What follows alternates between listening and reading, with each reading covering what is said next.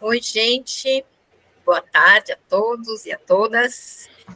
Primeiramente, agradecer a nossa convidada de hoje, que é Luciana Peixoto, e dizer que nós do grupo ficamos muito felizes em receber, né, para falar, introduzir esse assunto para os grupos. Eu falo principalmente ao grupo de História Licenciatura, EAD, que não tem essa experiência tão forte no trabalho de conhecer e discutir o patrimônio, tá? Então, para apresentar a vocês,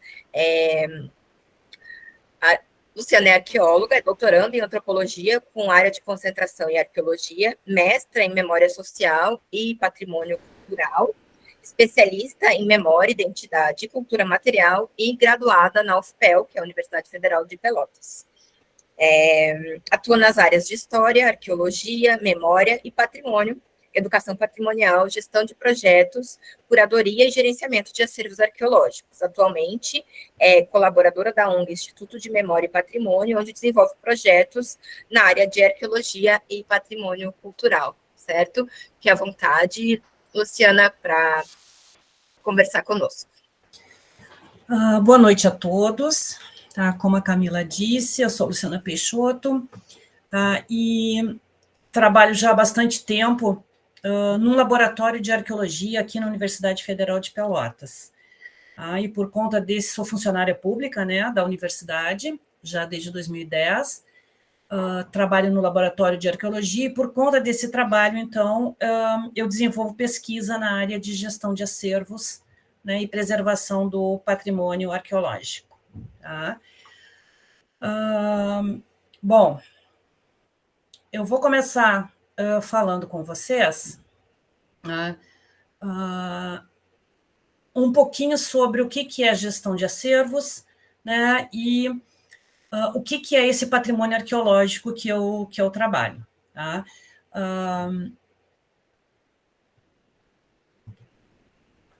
Agora não funcionou. Agora funcionou. Tá? Então, assim, pessoal, eu não quis trazer para vocês aqui muitos conceitos teóricos, né? Mas, de qualquer forma, a gente tem que ter uma base, né, para falar desses assuntos, né? Então, gestão de acervos, e aqui eu estou falando de qualquer acervo, tá? Acervo de arte, acervo biológico, acervo né, dos mais diversos, né, tecnológico, tá? A gente pode fazer gestão de todos os acervos, né, de todos os tipos de acervo. Então, a gente tem aqui uma pequena definição que diz que gestão de acervos compreende o conjunto de procedimentos éticos, legais, teóricos e práticos através dos quais as coleções de museus, né, ou outras instituições de salvaguarda são formadas, organizadas, recolhidas, interpretadas e preservadas. Geralmente, a gente faz gestão de acervos em museus, né? Mas existem, sim, outros tipos de instituição que trabalham, né, com acervos e não são dedicados, né, à exposição, exatamente. Essa é uma característica do lugar onde eu trabalho, né, que é um laboratório de pesquisa, de ensino e pesquisa em arqueologia. Então, nós temos um acervo, temos uma reserva técnica, mas nós não focamos, né, o nosso trabalho em exposições, especificamente, né, exposições do tipo museológicas. Tá? Quando a gente está falando, então, dessa gestão de acervos, a gente entra num campo bastante complicado e difícil, porque são muitos conceitos e muitas disciplinas envolvidas. Né? A gente trabalha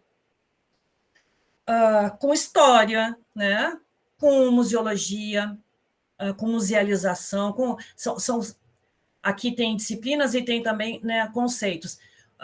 Coleção, curadoria, gestão, cada uma dessas palavras que está aqui, elas têm definições que podem ser, digamos que, adaptadas, dependendo do lugar onde a gente está e do acervo que a gente está trabalhando. Tá? Vocês vão ver que uma das palavras mais difíceis que se trabalha na gestão do patrimônio é a palavra curadoria. é a que dá mais confusão e a que mais... assim, tem um número grande de conceitos sobre essa palavra. Tá? E é um problema na arqueologia especificamente. Tá? Então, eu peguei aqui para vocês uma definição de curadoria, mas o que me interessa mais ali é que assim, aqui, essa palavra ela é muito ampla, tá? Ela define uma coisa imensa, né? Quer dizer, um ciclo completo de atividades relativas ao acervo.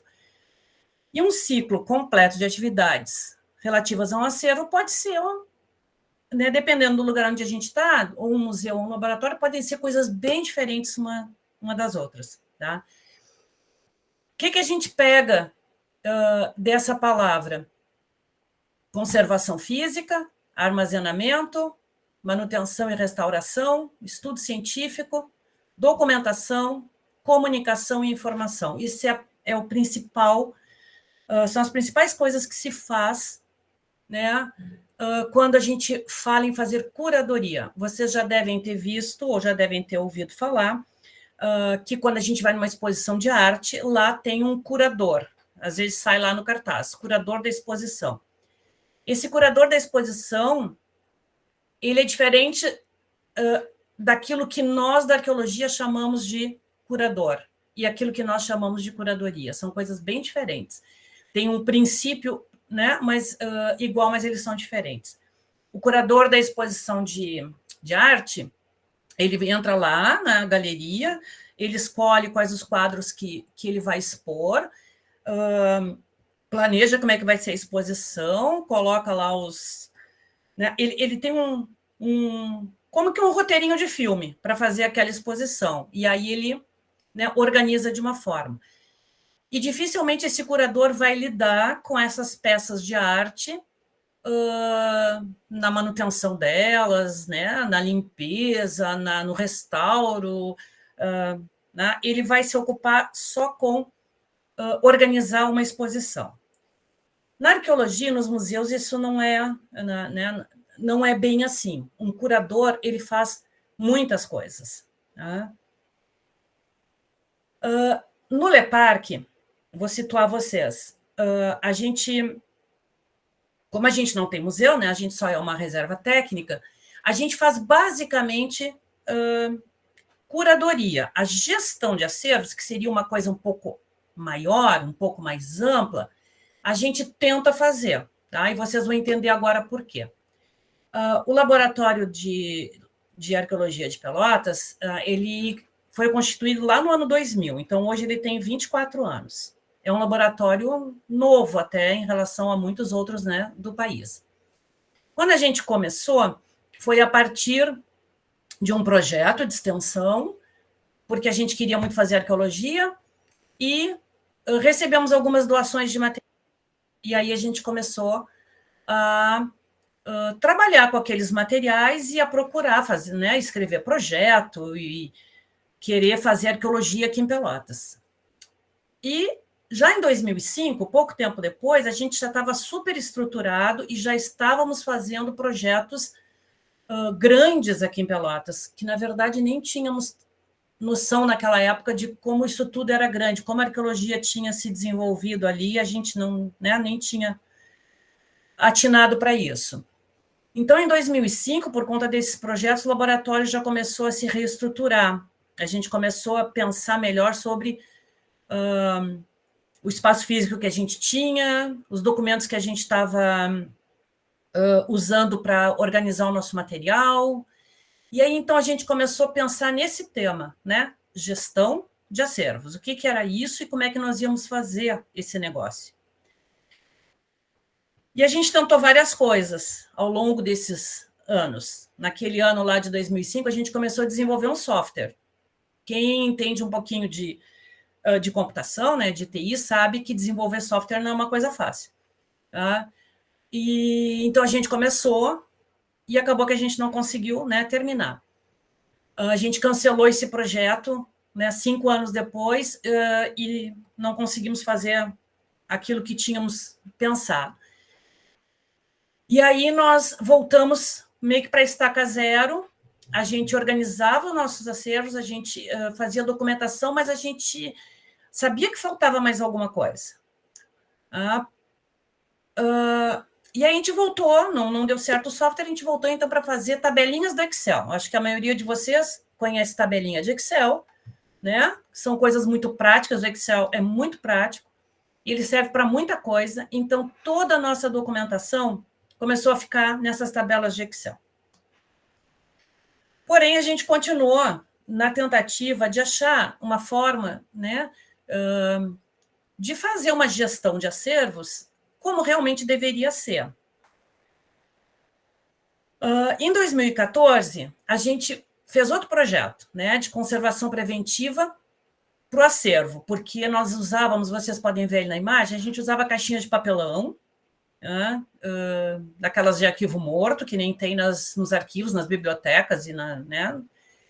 E então a gente viu que aquilo não era possível, fez uma reestruturação, trocou todo o nosso acervo para caixinhas, né, de polietileno, bonitinhas, fizemos uma super organização. Mas, de qualquer forma, a gente ainda não estava num parâmetro muito bom. A gente não estava feliz com isso. Por quê? A gente continuava fazendo pesquisa. O nosso laboratório é um laboratório que faz muita pesquisa arqueológica. Tá?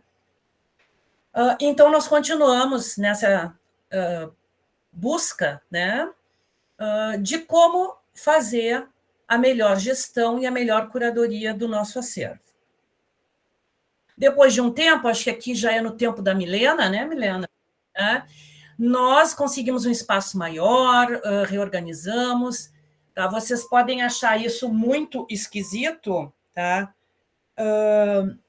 Porque tem ali umas grades e tal, e aqui a gente vê não consigo mostrar para vocês, aqui, ó, um armário onde a gente tinha uma pequena exposição, aqui lá no fundo tinha uma área de trabalho, uma área técnica, e aqui nós tínhamos uma reserva técnica, que é onde eu quero chegar com vocês, né? Na nossa reserva técnica.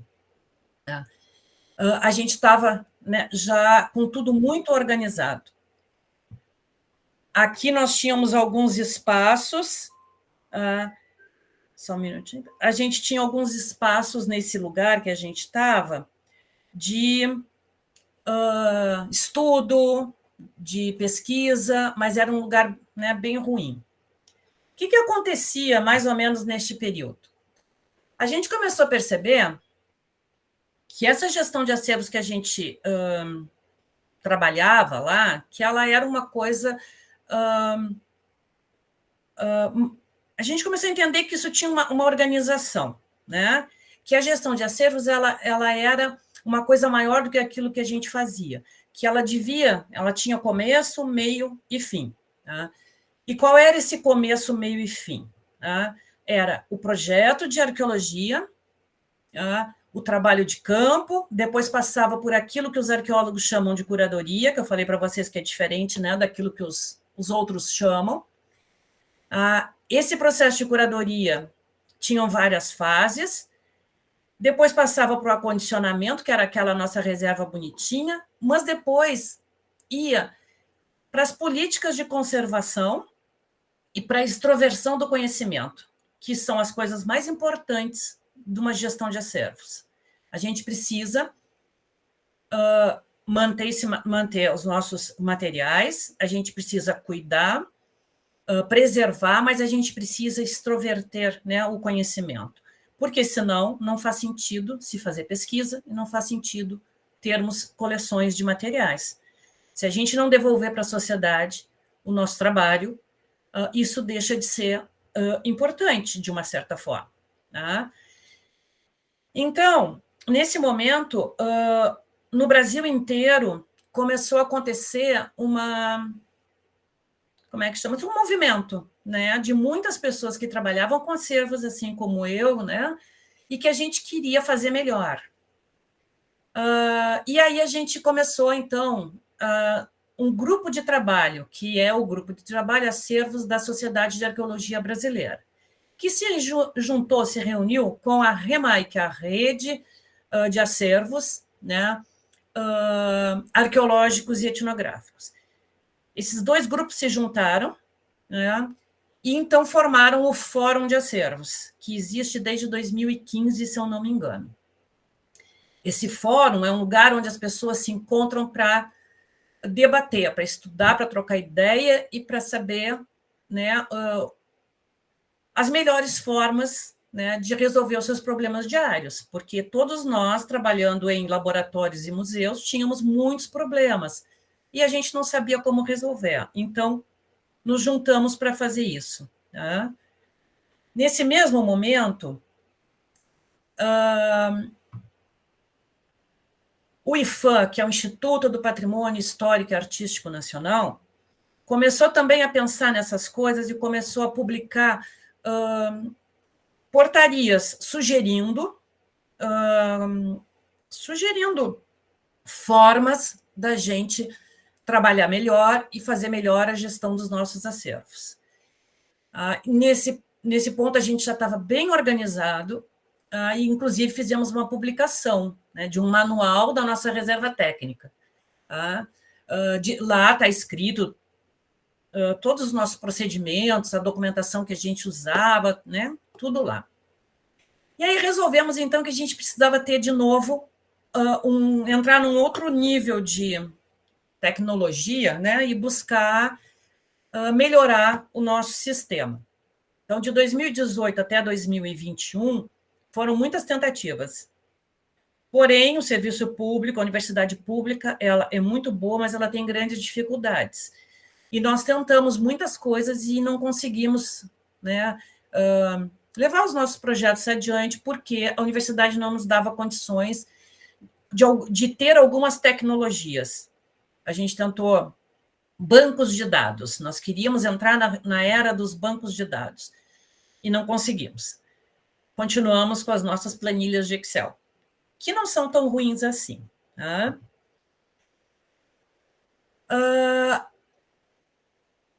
Então, nesse momento todo, por que tinha tanta gente querendo saber sobre gestão de acervos? Por que o Instituto do Patrimônio Histórico e Artístico Nacional também estava muito envolvido com isso? Porque no Brasil houve, neste momento, nesse período, um grande aumento, né, dos projetos de arqueologia. Vocês já devem ter visto em algum lugar que, né, obras acontecendo, e essas obras elas têm que ter licenciamento. E esse licenciamento, é obrigatório que nesse licenciamento tenha trabalho arqueológico, para garantir que nenhum sítio, que nenhum material arqueológico seja destruído durante as obras. Pois bem, isso começou a ficar meio sem controle, porque os arqueólogos iam fazer o trabalho, coletavam material arqueológico e depois eles tinham que guardar em algum lugar, né? Eles tinham que mandar para uma instituição. Então, o IFAM resolveu, né, regular isso tudo. E também, nesse momento, estavam começando muitos cursos de arqueologia no Brasil inteiro. Hoje, acho que são 14 cursos de arqueologia, que não existiam até 2008. Antes de 2008, não tinha curso de arqueologia no Brasil. A minha formação, por exemplo, é em História, e depois eu fiz pós-graduação, e me tornei arqueóloga. Na minha época, não existia curso de arqueologia. E assim como eu, tem muitos arqueólogos no Brasil que não fizeram o curso de graduação em arqueologia. Tá? Hoje, existem esses muitos cursos, então hoje não é mais possível, né, essa formação, né, sem a graduação. Tá? Então, isso começou, os cursos fazendo pesquisa e as obras acontecendo, PAC, muitos programas do governo, né? E aí as reservas técnicas começaram a ter muitos problemas, porque entrava muito material para a reserva e o que íamos fazer com esse material, né? Então, o IFAM começou a regular, né, isso tudo, e por conta disso, o IFAM começou a fazer vistorias nas reservas e fazer, né, para que a gente se adaptasse às novas regras. Por conta disso, nós começamos a tentar, junto à nossa reitoria, né, um melhor espaço e melhores condições para o nosso laboratório. Ó, o IFAM estava tentando, né, fez naquele momento, né, o Cadastro Nacional de Instituições de Guarda e Pesquisa. Essas instituições de guarda e pesquisa podem ser várias coisas, podem ser laboratórios, podem ser museus, mas são instituições que guardam, né, que dão endosso institucional, que se responsabilizam por material arqueológico que vem de pesquisas no licenciamento. Por conta disso, a gente ganhou um novo espaço, um espaço que hoje está, né, muito além do que nós tínhamos antigamente. Nós temos um espaço, uma peça enorme para a reserva técnica, foi construído todo um sistema de metal com prateleiras, com tudo que era necessário para a gente poder, então, ter a nossa reserva de arqueologia. Aqui, desculpem as fotos, tá? Essas fotos foram tiradas agora há pouco, quando Pelotas estava com a função da enchente, e o nosso prédio fica próximo ao porto, e com medo de que pudesse entrar água no prédio, no nosso laboratório, a gente retirou tudo, botou tudo para cima, tudo que podia, né? Nos laboratórios e na reserva a gente tirou tudo do lugar. Agora, graças a Deus, né, não houve nenhum problema com a enchente e a gente já retomou o laboratório como estava. Então, assim, a gente tem uma reserva e a gente também tem um laboratório, porque a gente faz pesquisa, né? Então, esse espaço hoje é um espaço de pesquisa e de ensino, porque a gente tem uma sala de aula aí dentro também, onde os alunos do curso de arqueologia podem trabalhar com esses materiais, onde os professores podem, né, usar para aulas. Bom, nesse período todo, né, a gente, desde 2000, quando a gente abriu o laboratório, a gente sempre teve um foco, e aí, né, eu tive um pouco à frente disso, assim, né, que era sistematizar essa metodologia de gestão de acervos. Por quê? Porque o acervo arqueológico, ele é um pouco diferente dos outros acervos, um pouco bastante, tá? Ele é diferente dos outros acervos, ele tem características muito específicas.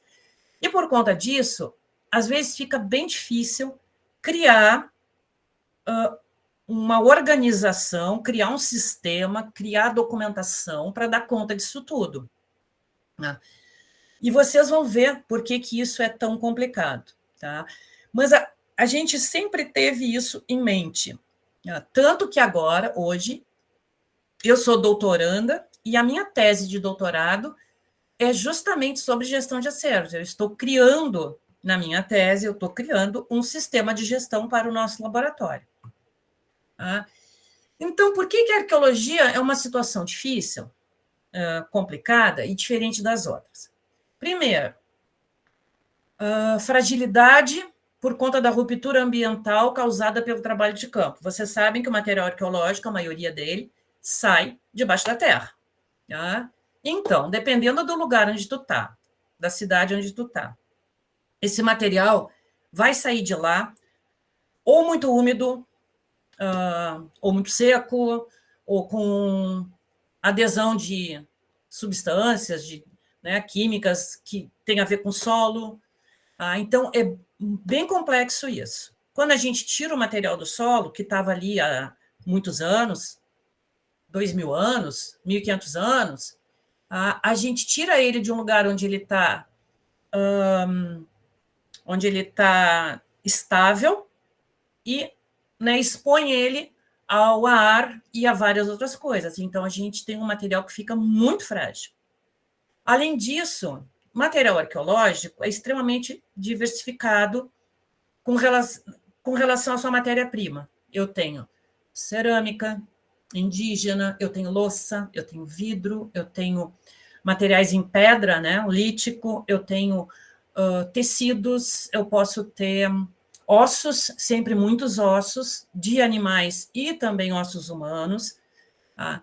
Então, é um monte de coisa totalmente diferente uma da outra. E para cada uma dessas coisas precisa ter um sistema próprio, né, de higienização, de registro e tudo mais.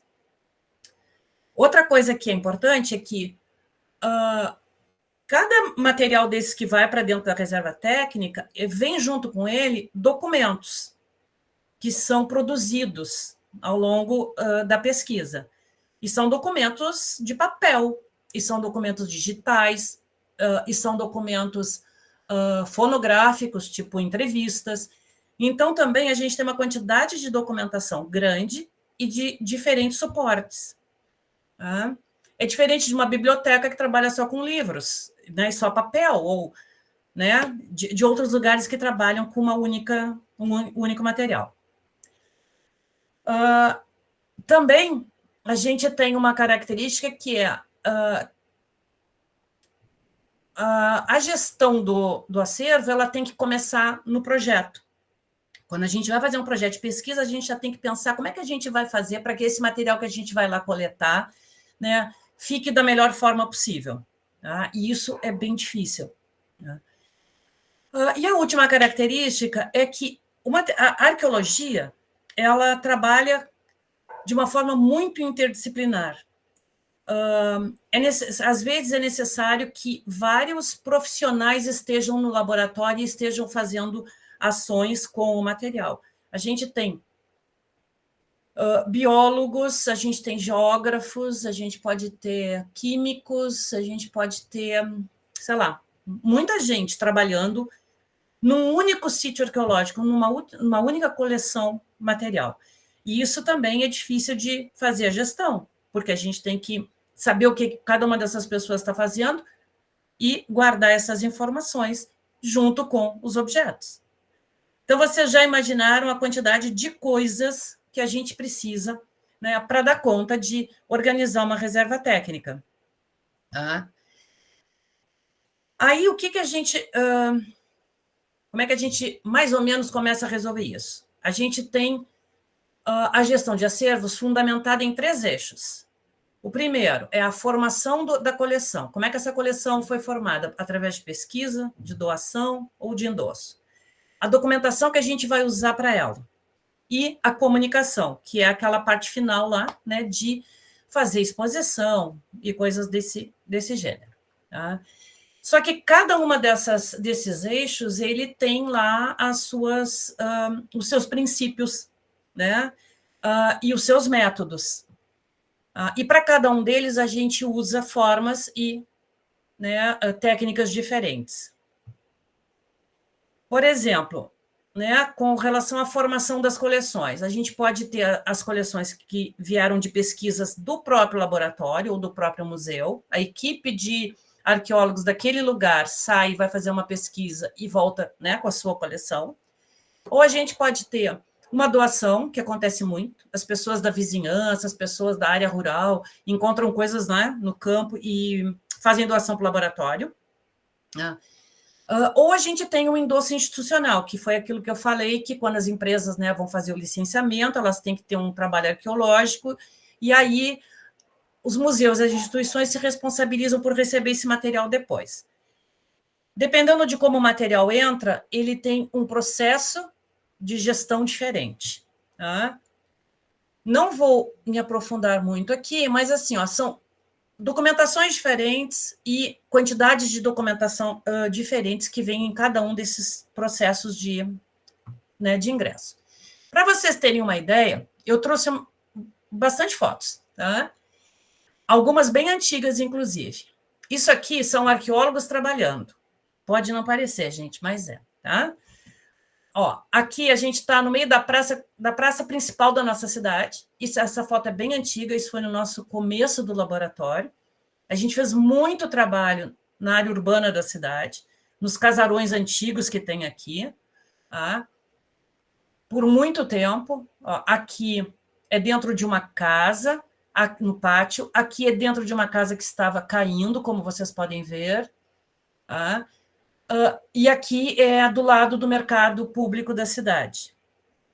Então, vocês imaginem que as pessoas estão ali escavando e que elas têm que dar conta de coordenar tudo que elas estão fazendo. Elas têm que anotar, têm que botar os materiais no saquinho. É uma quantidade de coisas que tem que ser feita. Tá?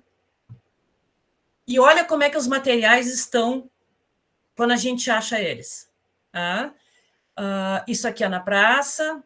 Ó, a gente começa a vislumbrar aqui que tem algum material arqueológico, e aí a gente começa a escavar de pincelzinho, né? Ó, e retira esse material. E eles saem daí sujos, cheios de barro, né, quebrados. E é esse material que é o nosso acervo. É isso que nós levamos para o laboratório e é isso que depois vai para dentro da nossa reserva técnica. Então, daí até chegar, por exemplo, numa exposição, é um caminho enorme, que tem muita coisa para ser feita. Além da pesquisa, claro, né? A gente está falando só da gestão desse acervo, mas tem a pesquisa no meio do caminho. Tá? Aqui é só uma outra cena, porque a gente também a gente produz uma documentação muito grande em campo, tá? E essa documentação não tem a ver só com material arqueológico, ela tem a ver, por exemplo, com técnicas geográficas, a gente faz topografia, a gente faz coleta de solo para teste, a gente faz muitas coisas quando está trabalhando num sítio arqueológico. Tá? Aqui, ó, tem um materialzinho, uma cerâmica, então ela vai ser recolhida. Aqui o pessoal está escavando já uma área maior do sítio. E aí que a gente entra nessa parte complicada e chata, que é a documentação. O que a gente faz com esse material quando a gente chega no laboratório? Quando chega, não, quando tira ele do sítio. A gente tem que dizer que material é, da onde ele saiu, e isso tudo tem que ir organizado, para que chegue no laboratório e a gente saiba exatamente o que é o quê, né? Então, aquilo que os arqueólogos chamam de curadoria é esse processo onde a gente vai higienizar todo o material, vai identificar, vai registrar das mais diversas formas, né? E vai, então, guardar para depois esse material ficar disponível, né? Para extroversão. E aí a gente tem uma documentação imensa, né, que vem junto com esse material. Aqui tem um exemplo que é só uma ficha de campo, mas a gente tem fotografias, tem croquis, tem os dados de georreferenciamento. Ó, isso aqui são coisas que são patrimônio junto com o material, porque se essa documentação sumir, acabou a informação do meu sítio arqueológico, acabou o sítio. Então, é tão importante a documentação quanto o próprio material arqueológico que saiu do sítio. Tá? Então, aqui ó, a gente tem limpeza e higienização, que acontece desta forma, de escovinha, ou às vezes com água, às vezes sem água. Depois o material vai ser colocado numa gradezinha, né, numa peneira para secar, e ele tem que ser muito bem seco. Tá? Ó, alguns materiais são mais fáceis de lidar, outros, né, mais difíceis. E é caquinho por caquinho. Tá? Ó, inclusive alguns micro caquinhos. Isso aqui é uma ponta de osso, é um instrumento feito por um indivíduo, né, pré-histórico. E isso tudo a gente tem que dar conta. Assim como materiais bem difíceis, como é o metal, por exemplo. Tá?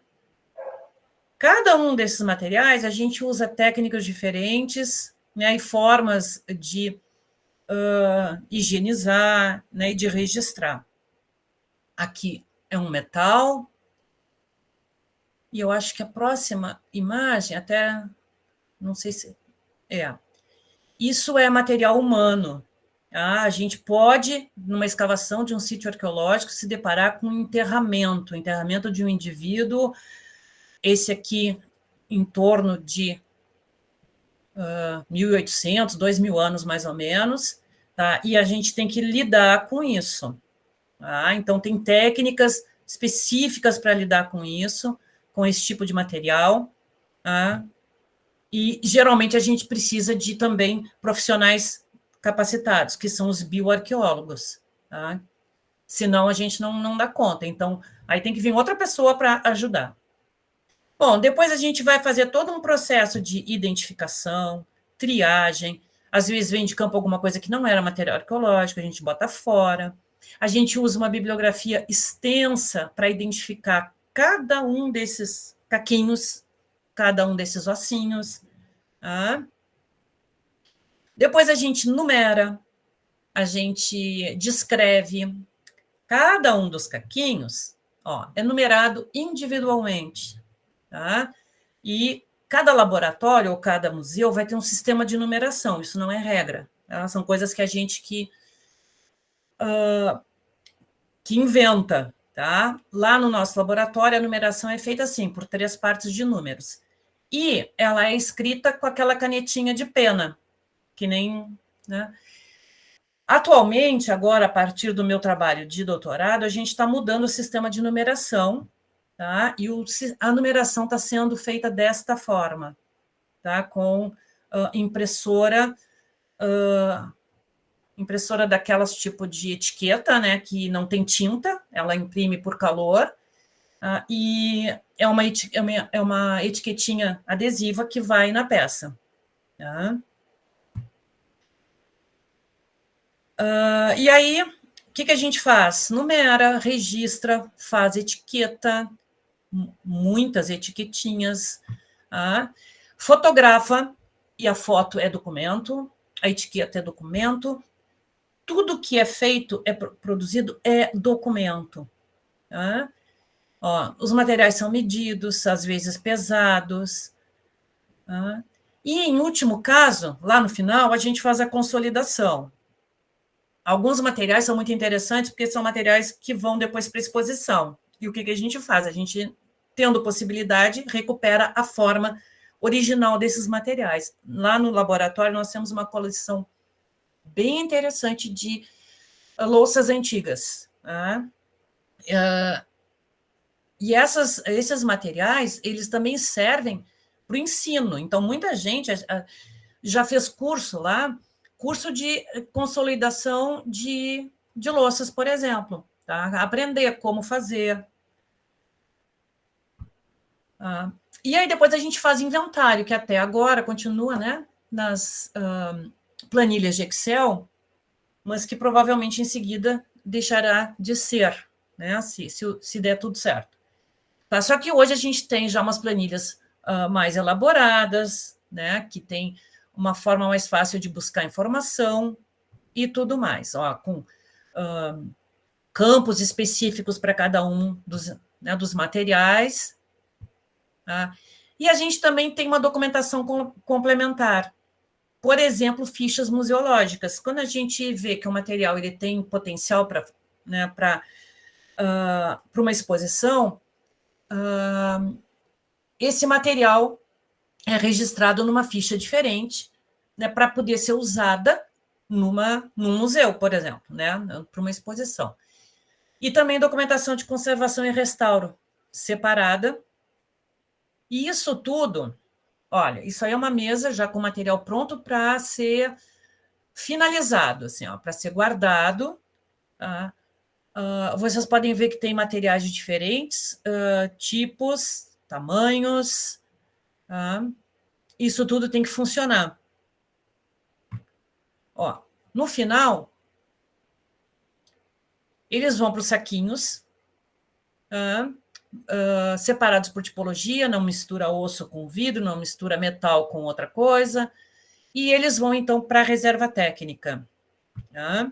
Aqui eu trouxe um materialzinho para, não sei, só como exemplo, né, do que a gente tem de material pré-colonial.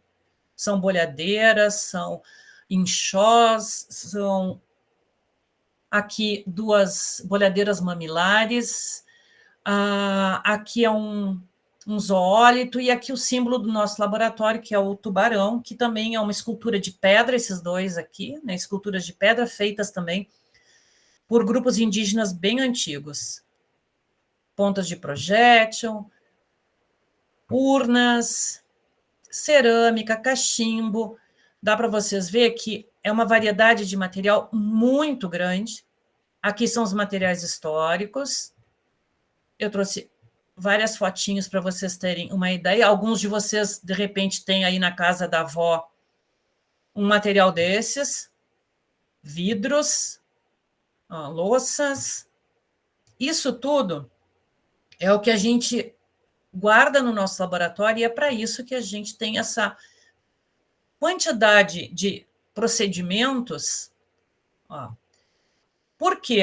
Porque esses materiais todos, eles já renderam, olha, eu não sei o número exato agora, mas entre trabalhos de conclusão de curso, mestrados e doutorados, talvez já uns 50. Tá?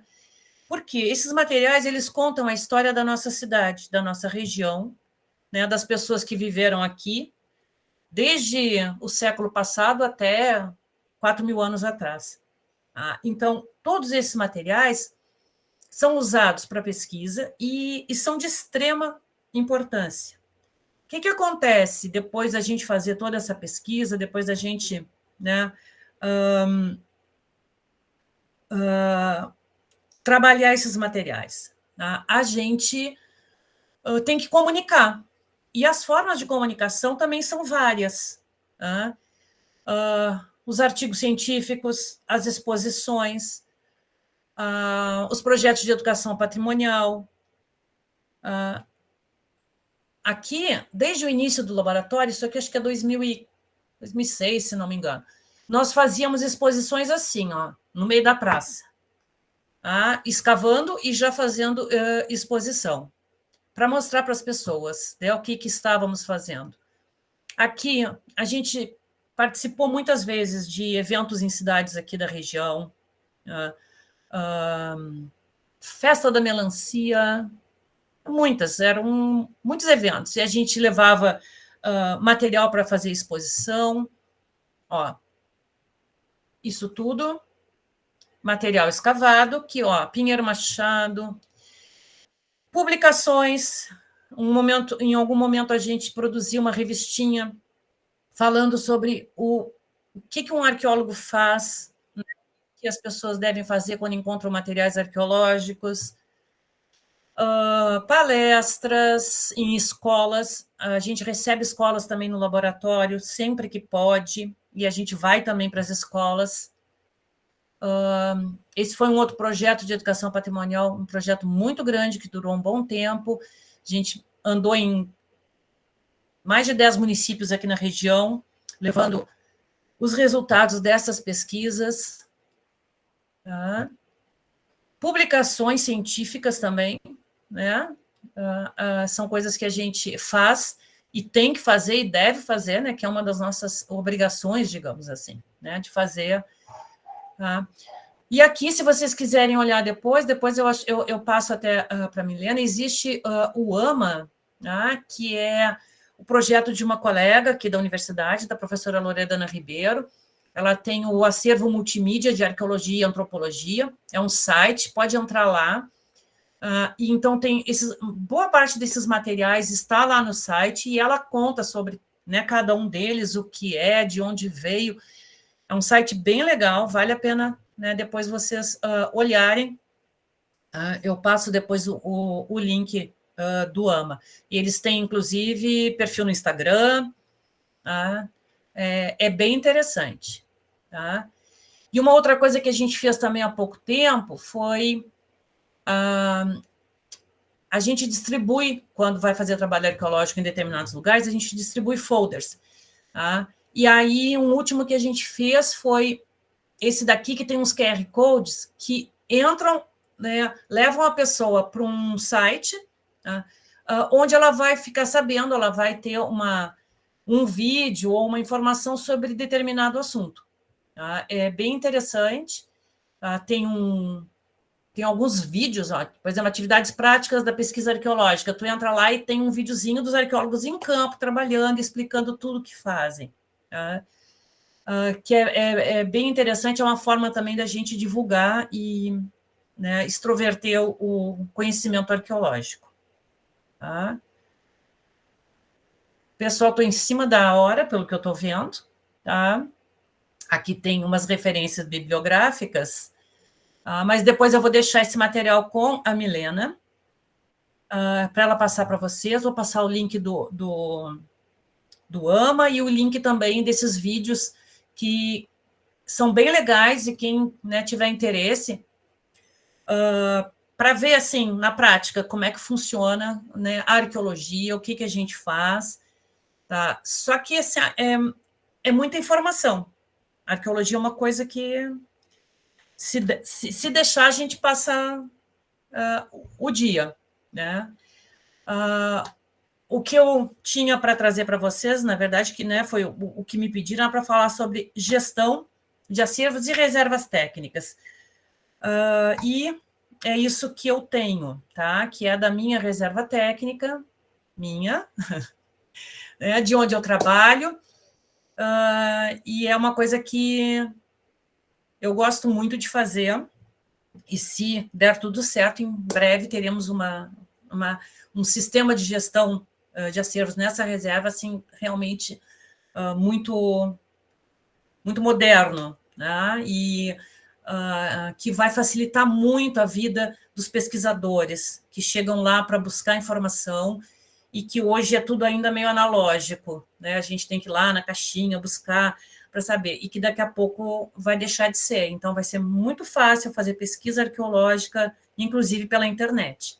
Tá? Esse material vai ficar disponível, que é o que a gente tem que fazer mesmo, é aquilo que é, né, o resultado do nosso trabalho, né, de pesquisa e de gestão, é esse mesmo. Tá? Então, muito obrigada, né?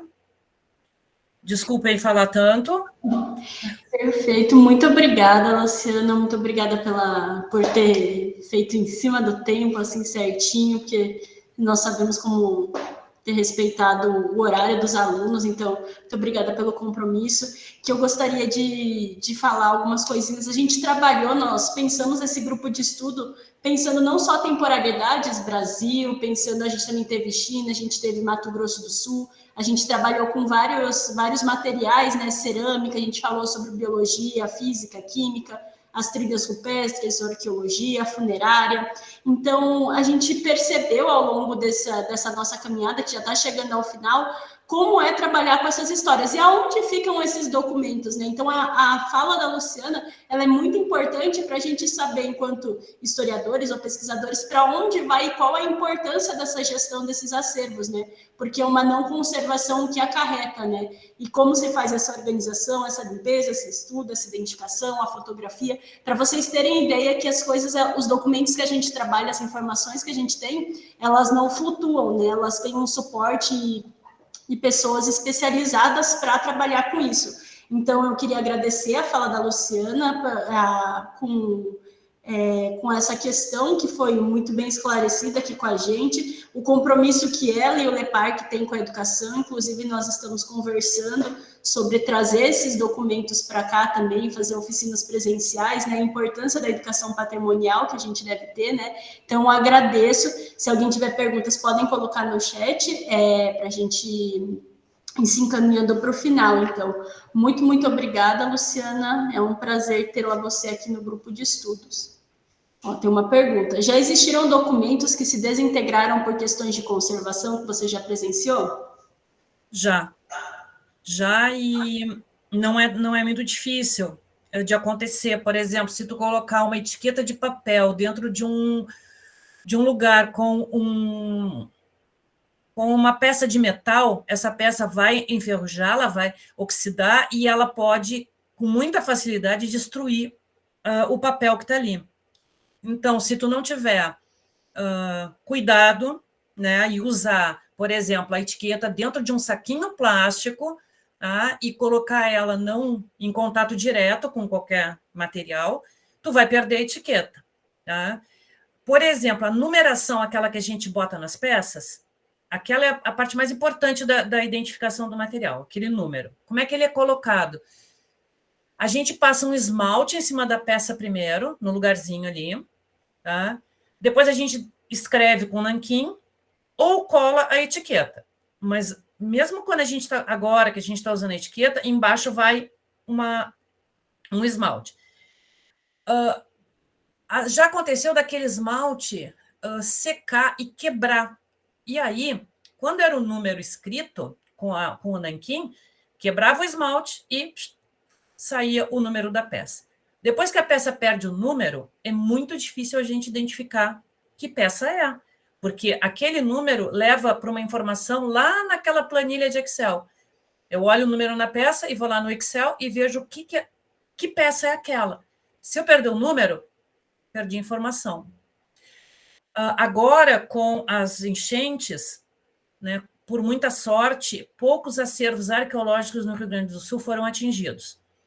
O mais atingido foi o Museu Joaquim Felizardo, em Porto Alegre, onde entrou muita água dentro da Reserva Técnica de Arqueologia. E o que aconteceu? Entrou água dentro das caixas. E uma das coisas que, há poucos dias, eu dei uma consultoria para o pessoal que estava muito preocupado que a água na cidade baixou, mas a água dentro das caixas continuava, eles não sabiam o que fazer. Então, a primeira coisa que eu disse para eles para fazer é assim, verificar a documentação, número nas peças e etiqueta. Se tu perder isso, vai ter muito trabalho para recuperar a informação. Cada coisinha assim, né, depois que tu escava o sítio, o que não foi documentado lá no sítio arqueológico acabou, morreu, não tem como recuperar a informação. A mesma coisa na hora de higienizar, de numerar. Se perdeu a informação ali, acabou também. Então, é um trabalho extremamente importante que tem que ser feito com muita cautela e com técnica específica, que é para não correr esses riscos. Perfeito, muito obrigada. A gente vai se encaminhando aqui para o final da gravação. Agradeço novamente, agradeço ao público. Qualquer outra pergunta que vocês tiverem, pode nos enviar por e-mail, que a gente encaminha para a professora Luciana, tá bom? Muito obrigada, agradeço a todos a presença. Vou aqui finalizar a gravação.